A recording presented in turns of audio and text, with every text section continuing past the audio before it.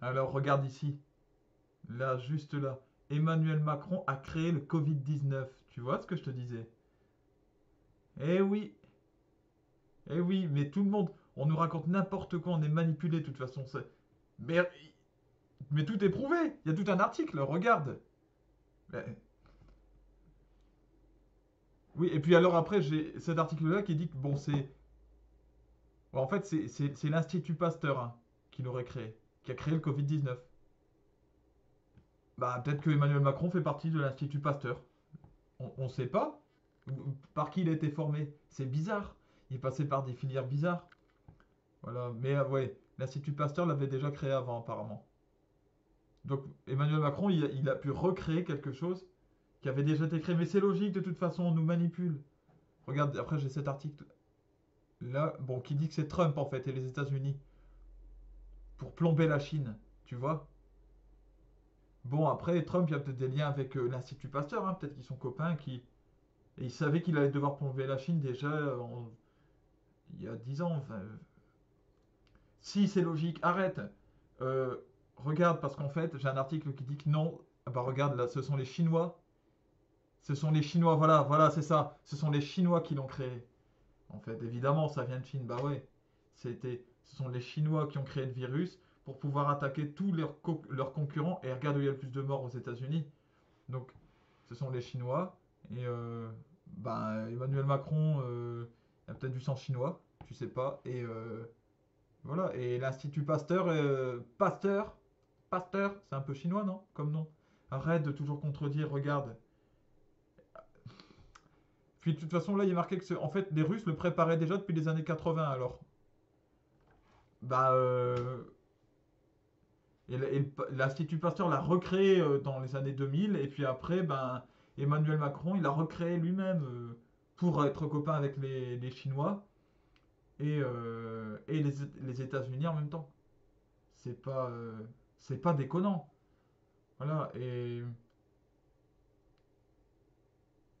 mais attends, regarde. Et si, et si c'était le Covid-19 qui avait créé Emmanuel Macron? Tu penses à ça? Donc le Covid-19 qui a été créé par les Russes aurait créé lui-même Emmanuel Macron. Tu comprends le truc? Moi non plus, je comprends pas, désolé. Bonjour les amis, c'est Cyril de Lille. Je vais te demander de regagner ta chambrée. Merci. Aujourd'hui, attention les intox, attention les mensonges, attention les théories du complot. Ça pullule, c'est pas seulement de maintenant évidemment, c'est depuis qu'Internet est Internet. Mais de plus en plus, et puis même avant Internet évidemment ça existait. Mais ça se développe énormément puisque Internet est un outil où il n'y a pas de filtre, où il n'y a pas de contrôle. Donc il n'y a pas de censure. D'accord, ça c'est peut-être un bon côté pour certaines choses, mais d'un autre côté, le fait de censurer, de filtrer, ça a aussi ses avantages. C'est-à-dire qu'on ne laisse pas passer n'importe quoi. Là, tout passe. Tout et n'importe quoi. Attention, vous voyez, comme je viens de l'expliquer, comme je viens de le prouver, que les théories du complot, elles se contredisent les unes les autres. Et pourtant, elles semblent toutes cohérentes. Euh, Quand on les prend séparément, chaque fois c'est logique, c'est structuré. Ah ouais, c'est pour ça qu'il y a eu ça en telle année, qu'il y a eu telle chose, et telle. Voilà. Et au final, quand on regarde l'ensemble, ça ne tient pas debout. Attention, en fait, aux théories qui ne sont pas vérifiables. Tout simplement, si c'est pas vérifiable, si aussi c'est, en fait, si ça ne tient sur rien de concret, hein, donc dans ce cas-là c'est invérifiable, et bien ça veut dire, si ça ne tient sur rien de concret, sur rien de visible, si ça ne tient que sur des choses qui auraient eu lieu dans le secret, ou des choses qui arriveront dans le futur, etc., eh bien c'est mauvais. Ça veut dire que ça il faut en tenir, n'y tenir aucune importance parce que c'est pas bon, ça ne construit pas. Voilà, c'est hors de la réalité. Nous devons nous nourrir du beau, du bien, du vrai, comme je l'ai expliqué dans d'autres vidéos, mais c'est pas seulement moi, c'est toute l'Église qui l'explique, et puis des grands philosophes. Ce qui est bien, ce qui est beau et ce qui est vrai, voilà ce qui compte. Le reste, c'est de la pollution. Le reste, ça vous empêche de vous nourrir de l'oxygène dont j'ai parlé. Voilà, on a besoin d'oxygène, c'est ça qui nous protège des maladies. physiques et psychologiques, les maladies du cœur. Voilà, et quand je parle du cœur, je parle de l'aspect psychique du cœur, de l'aspect spirituel des choses. Voilà, ça, c'est de la pollution, ces histoires de théorie du complot, c'est toutes les intox qui passent auxquelles on prête de l'importance. C'est de la pollution.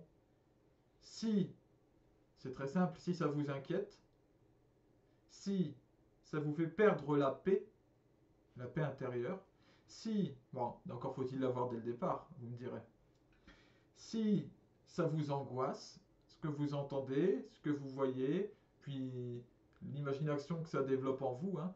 Par exemple, euh, imaginez qu'Emmanuel Macron puisse être un antichrist, comme le disent certains, un suppôt de Satan qui aurait créé le Covid-19, ça ne peut que nous inquiéter. Parce que ça veut dire que nous avons à la tête du pays un homme fondamentalement mauvais, qui va donc faire des choses terribles. Donc ça nous inquiète.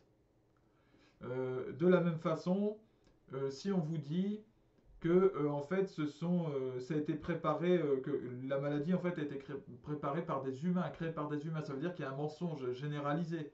Ça veut dire il y a des guerres en fait larvées, des choses invisibles, et puis qu'à un moment il va peut-être y avoir une guerre qui va se déclencher quand ces secrets seront mis à jour, vous voyez. Tout ça, ça inquiète, tout ça, ça angoisse, et bien ça veut dire que c'est faux. Ça veut dire que ça ne vient pas de Dieu. Croyez-moi, croyez en la Bible, croyez-en les gens vraiment sages. Si tant est que vous ne pouviez me considérer comme quelqu'un de sage, euh, lorsque l'Antichrist viendra, tout le monde le verra venir. Voilà, tous ceux en tout cas qui sont attachés au Christ. Tous ceux qui n'y sont pas attachés seront très contents de le voir venir. Voilà, mais ce sera quelqu'un qui ouvertement insultera le Christ, qui ouvertement euh, ira contre le bien, contre l'amour, contre le bien, le beau et le vrai. Donc ce ne sont pas dans des choses comme ça cachées. Les complots existent, et évidemment que les complots existent, mais on sait qu'un complot existe quand il est découvert, quand il est mis à jour, évidemment. Sinon on ne peut que le supposer. Et si on le suppose et que ça ne se prouve jamais, à quoi est-ce que ça sert de supposer? Ça ne sert à rien. Ça ne fait que nourrir une forme de rancœur, de haine pour des choses qui n'existent peut-être même pas. Alors c'est à jeter à la poubelle. Bénir nos dirigeants, c'est très important. Non seulement on ne doit pas nourrir ces mauvaises théories sur les uns les autres, mais nous devons en plus vouloir qu'ils aillent bien. Et c'est ce que je fais, c'est ce que nous devons tous faire. Je vous invite à le faire. Avoir une bienveillance envers Emmanuel Macron, pour Emmanuel Macron et pour ses proches. Une bienveillance envers nos ministres. Pourquoi? C'est très simple. Est-ce que ça veut dire qu'ils sont merveilleux et que nous devons les aduler? Absolument pas. Justement, nous devons souhaiter que tout aille bien pour eux, qu'ils soient bénis et qu'ils aient les idées claires, parce qu'il en va de l'intérêt de notre pays, donc de nous, donc de nos proches. Tout simplement. Si eux sont touchés par la grâce de Dieu, qu'ils agissent en vérité, alors eh ben, les choses iront mieux, tout ira mieux. Voilà. Donc tout ce que nous avons à nourrir, pour nous, mais aussi pour les autres, c'est ça. Et en l'occurrence, vouloir nourrir le bien, le beau et le vrai pour un autre, eh bien c'est prier pour lui, c'est l'aimer. Aimons nos dirigeants. Attention aux médisances, attention aux calomnies, attention à ce qui est colporté comme ça, ces mauvais éléments colportés. Voilà. Que le Seigneur vous bénisse, que vous sachiez vous nourrir des bonnes choses en ce temps de confinement. Vraiment, profitez-en pour faire un tri entre ce que vous voulez vraiment dans la vie et ce que vous ne voulez pas. Et attachez-vous à ce que vous voulez réellement, à ce qui vous construit dans le bien, ce que vous sentez réellement comme quelque chose de concret, de sûr, et que vous pourrez même, pour ceux qui ont des enfants, transmettre à vos enfants, à vos proches. Voilà. Que le Seigneur Jésus vous bénisse et que Dieu Tout-Puissant vous accompagne dans toute votre vie. À bientôt les amis.